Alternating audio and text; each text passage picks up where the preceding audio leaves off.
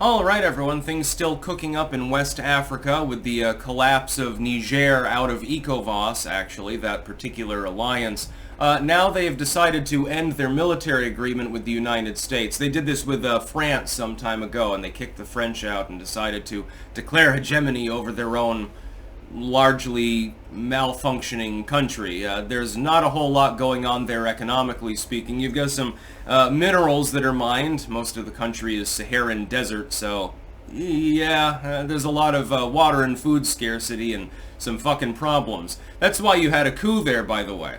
The original government couldn't really stabilize the nation either, and so they got kicked out by a bunch of people that leaned towards the East Bloc. That was some time ago. Since then, they've left ECOWAS, which is a West African military alliance, and joined in with Burkina Faso, actually to form their own little group.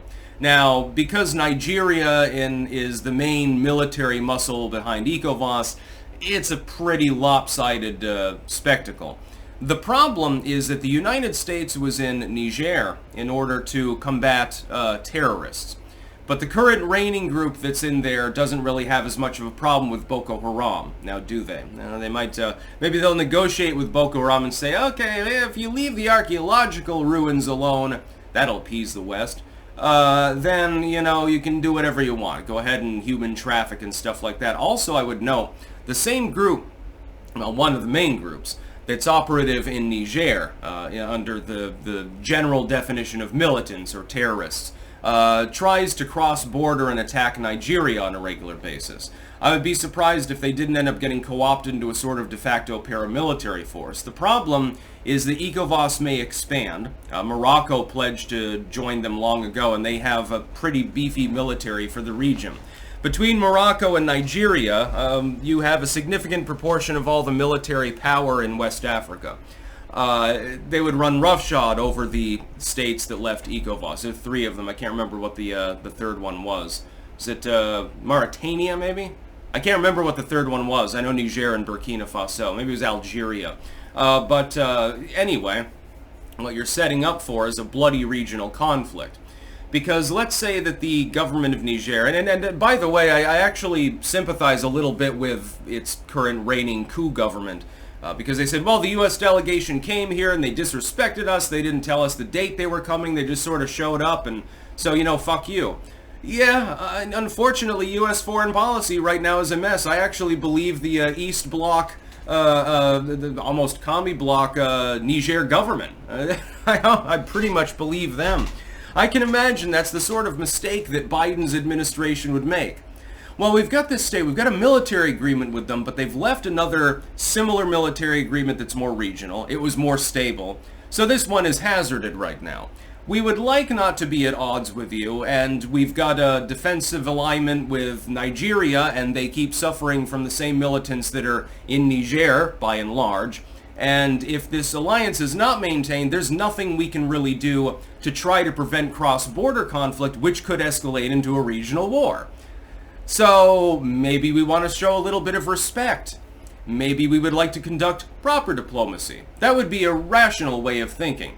With the Biden administration, it's more like, come on, man, I'm going to take you behind the woodshed. You best not say no to this here alliance. Suspender snapping, America, and all that bullshit. It's the same as the goddamn Bush administration. It's the same fucking horse shit.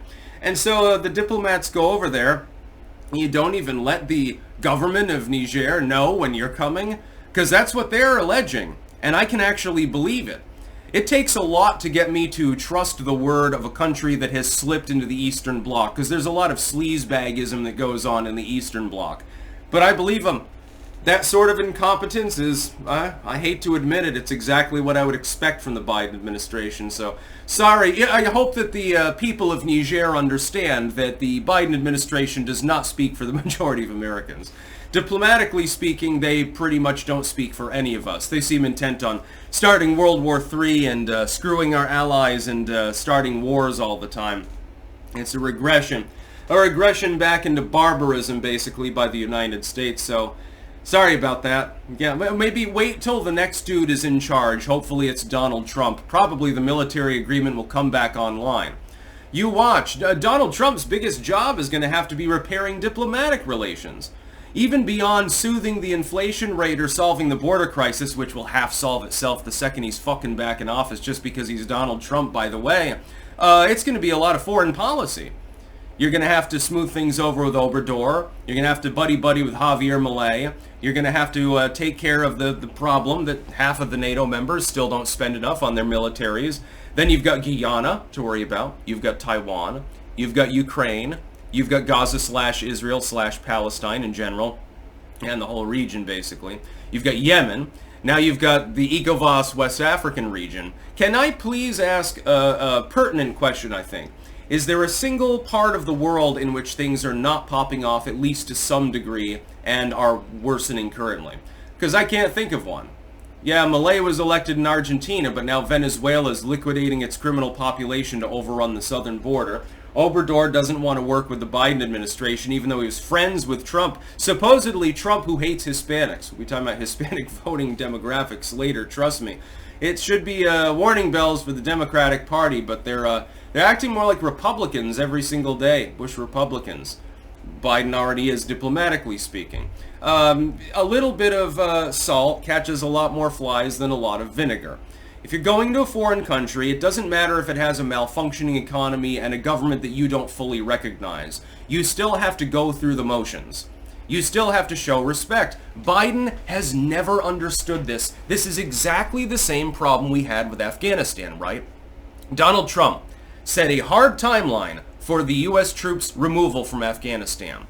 Joe Biden, not understanding Pashtun culture at all, said, no, come on, man. I'm going to push the date back because we're not ready to leave yet. Thus angering the tribal warlords that control half of the country, that would never have joined with the Taliban in attacking Kabul had that not happened. Biden did not understand this. Apparently nobody let him in on that secret. If you're in most countries in the world and you make an agreement, you follow through with it. The same is true of diplomatic protocol.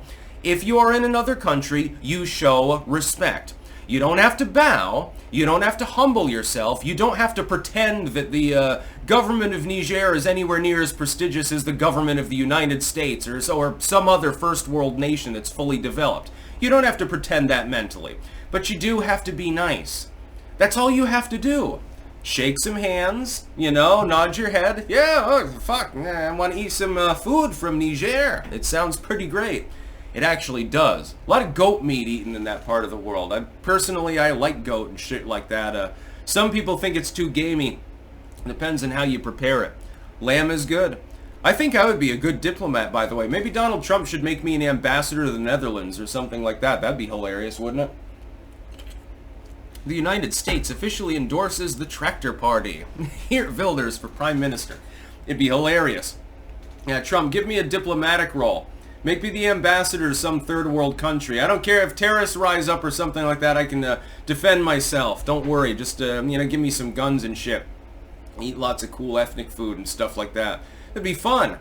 And, when you understand that there are differences between cultures, it's a lot easier to smooth things over.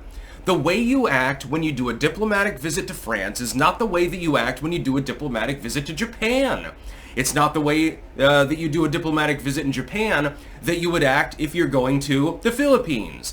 The way you act in the Philippines is not the same as if you're in Rwanda. I really hate to give him fucking credit. Of all of the goddamn chucklehead pieces of shit in the world, I have to give George W. Bush credit for actually having been pretty competent in sub-Saharan African relations. Of all the presidents of the United States of the past, he was the one that did the best on African relations. Successfully, for 8 years, he cock-blocked the Chinese in expanding into East Africa. Nobody gives him credit. One of the few things he did right during his entire administration. Nobody even knows that he did it. It's sort of like with Obama. The one piece of credit I can give him is standing out of the way of oil exploration and natural gas drilling, angering the left in the process. Nobody even remembers that. And it's like, the major accomplishments of even the worst administrations, and they go completely unnoticed.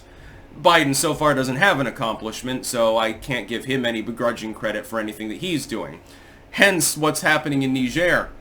So now it's not entirely clear what's going to happen to the some odd 600 soldiers we've got remaining in the country for counter-terrorism operations.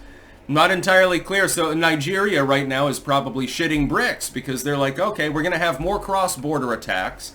We're going to have to deal with this diplomatically with a country that's no longer allied with us. It's actually oppositional to us and is forming its own alliance along with them.